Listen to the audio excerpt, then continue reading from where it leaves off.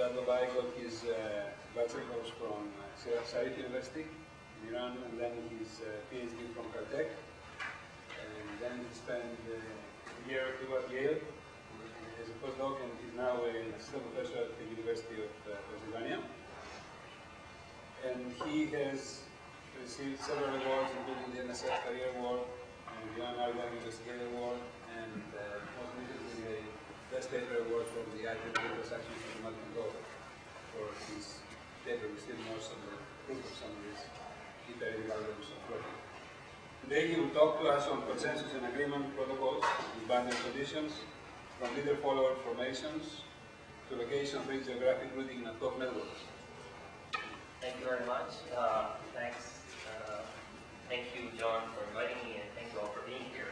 So today I want to tell you a little bit about some of our recent work on consensus and agreement protocols with connections to several interesting problems ranging from synchronization of coupled oscillators, formation control of mobile robots, and then more recently some connections to some interesting problems in networking, such as routing, specifically on problems involving location-free geographic routing. And this is joint work with a collection of students and colleagues. Nader Muki and Andres Saleh are my students at Penn, and Tonis and Stephen are students at Caltech who just finished up. And Tonis is at Oxford now, and Stephen is still a postdoc at Caltech. And also with Diamin, Bert Tanner, Maurice Barahona, George Pappas, and Stephen Morris. So to give you a little bit of where I'm coming from, I've been interested in, like many other people, in understanding of network dynamical systems. And I'd like to draw a cartoon in dividing complexity or division of labor into two directions. In one direction you have complexity of interconnections, and in one I would call it, the complexity of dynamics. So in one case you could have bad choice of color on my part. A single agent in which you have a nonlinear, uncertain, hybrid, stochastic, whatever your buzzword is, model in here. The other, but you have only one of them, or very few. And on the other, you have a multi-agent system in which you have toy, simplified, kinematic or dynamic models. So we've done some work along these lines and here, and the hope, of course, is to be able to, once you have covered basically 0, 1 and 1, 0, then you can cover any point in the context. So at least this is the long-term hope that this could give you some understanding on how to tackle interesting problems in here, where both the dynamics are complicated and also you have complex interconnections. So first, let me, in very few slides, tell you some of the work we've done here, and this is mainly with Stephen Praj at Caltech, on what type of analysis we can do for single agents. And this is mostly based on a set of new computational tools that my former classmate at Caltech, Pablo Carrillo, has developed. He's now at MIT on doing optimization over polynomial equalities and inequalities. Specifically, we've used this to analyze safety verification, which I'll explain in detail a little bit later, and reachability analysis for complex, nonlinear, hybrid, and uncertain systems. And I claim that we can do much better than what a lot of current computational techniques are capable of doing. So what is the problem of safety verification and reachability analysis? And the idea is pretty simple. And this is basically borrowed from the discrete systems literature, from Lego foundation systems and automata literature and so forth. The idea is that you have a system, it could be a software system, it could be a continuous system or a hybrid system, and you have a set of initial conditions that are given to you, and you know there is a set of bad behaviors. Okay, the bad behaviors could correspond to the bugs in your software, could correspond to collisions in your air traffic control program, or whatever. And the idea is that, and you're given a set of dynamics, which could be uncertain or stochastic, and so forth, and you want to make sure that when you start for any initial condition in that given the set down here, you are able to avoid the bad set up here. And this has been a problem that's been studied quite a bit, and a lot of the literature in here has been focused on basically propagation of this set of initial conditions through the natural dynamics of your system. And that's, well known to be computationally difficult, even in the case where the sets are polytopic and your dynamics is linear and you have no uncertainty. That's still a computationally hard problem. So our approach has been, instead of trying to essentially propagate this set, come up with conditions that guarantee, albeit sufficient conditions, that guarantee that you will never get the bad set. And the idea is construction of a barrier surface. And the formulation is very much like a Lyapunov formalism.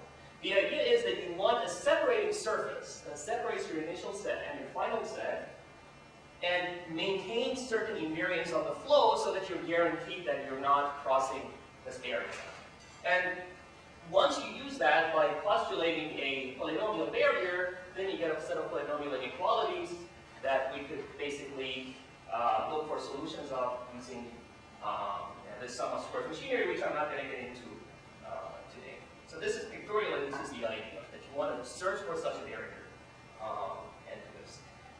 And the good thing about this is once you have the basis for this formula, then you can do a lot of interesting things. You could have parametric uncertainty, you could have memoryless uncertainty blocks, you could have dynamic uncertainty blocks such as IQCs, internal quadratic constraints, to basically model uncertain operators that there exist. You have, let's say, some bounds in terms of the induced form of that operator, and they're somewhere in the system. And also, you could extend this to stochastic, continuous, and hybrid systems. And here, the idea being that instead of looking for a Lyapunov-like barrier, your barrier is sort of more like a super martingale, which is, you could think of it as a stochastic analog, in a way, of a Lyapunov function. And the idea is, instead of guaranteeing that you won't hit the bad set, you want to minimize the probability of hitting the bad set. Because your system is now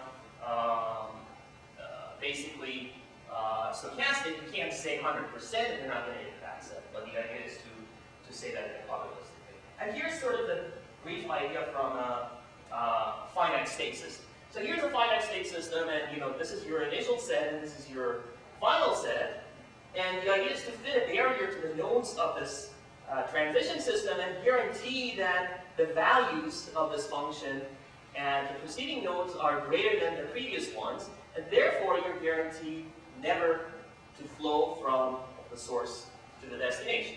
And this is a continuous analog of it, and this is just a discrete formulation of the same problem.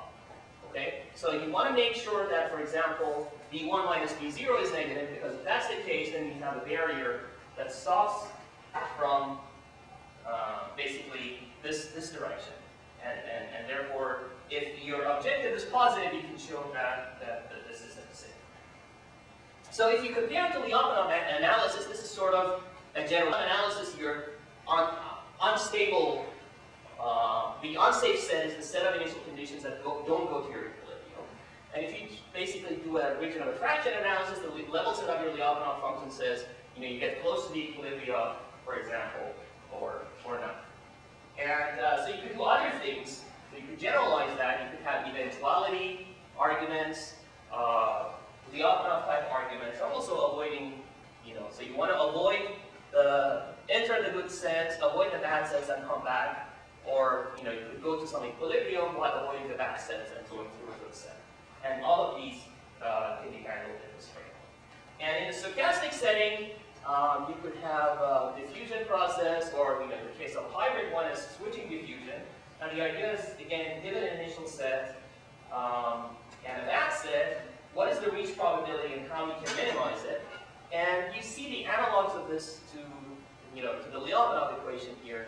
This term comes from the ego calculus, and it's just basically, the big deal here is that, or the simple idea here really is that everything again is still polynomial even if you have this stochastic setting. So in principle, you're still in the framework of this polynomial optimization problem.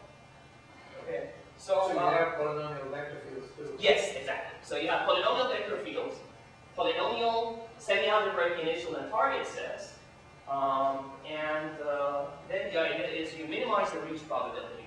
And again, even though in principle the scheme is polynomial prime, and just to tell you a little bit about how to do this, this is a very simple idea. The idea is instead of looking for less than or equal to, and instead of checking for negativity, you check for the fact that the negative of the quantity can be written as sum of square terms. And there's a gap between negativity and being the sum of square, or positivity and being the sum of square. Had it not been a gap, then you've proven that p is equal to np. Because checking for a polynomial being the sum of square to the semi-definite program can be done in polynomial time, whereas the other one is a computational hard problem. So even though you still can do things in after this relaxation between the polynomial time, the computation could still grow out of hand quickly, albeit not, it still remains polynomial. But sometimes polynomial is not good enough. So to give you an idea of how large systems that we can handle right now are, basically we can do a hybrid system with six continuous states and about 8 to 10 discrete locations. And we've done an example of this for Honeywell, for a life support system, basically. And then very briefly, you can also bring delay to the picture. You have a functional differential equation. The same way that by doing a Krasovsky functional, you can extend the Lyapunov analysis, delay dependent or delay independent, to check stability. You can now construct Krasovsky type barriers to basically check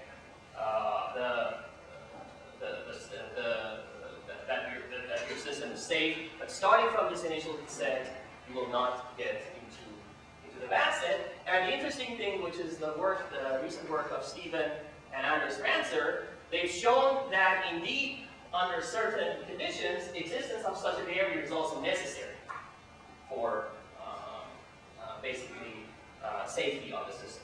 So even though our condition was a sufficient condition, this says that some barrier of this form actually has to exist. Of course, we don't have a guarantee that we're going to find that, so we have the necessity condition and the sufficiency condition, but there's still some gap between them.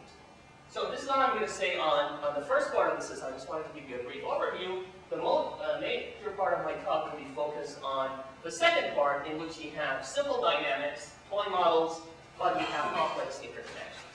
So I'll give you several scenarios, and hopefully this will enable me to talk about some interesting problems in networks as well. So this was the starting point of this work. There's been a lot of work in the 90s in statistical physics community in terms of how does collective behavior emerge among self-propelled particles.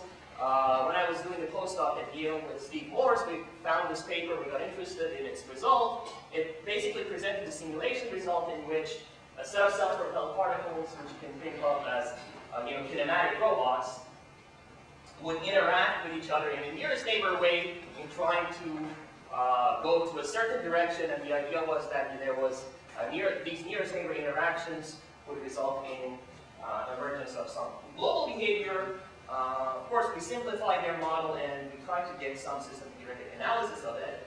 And this model actually, a variance of it has appeared in several places. Same authors have models for crowd control in nature.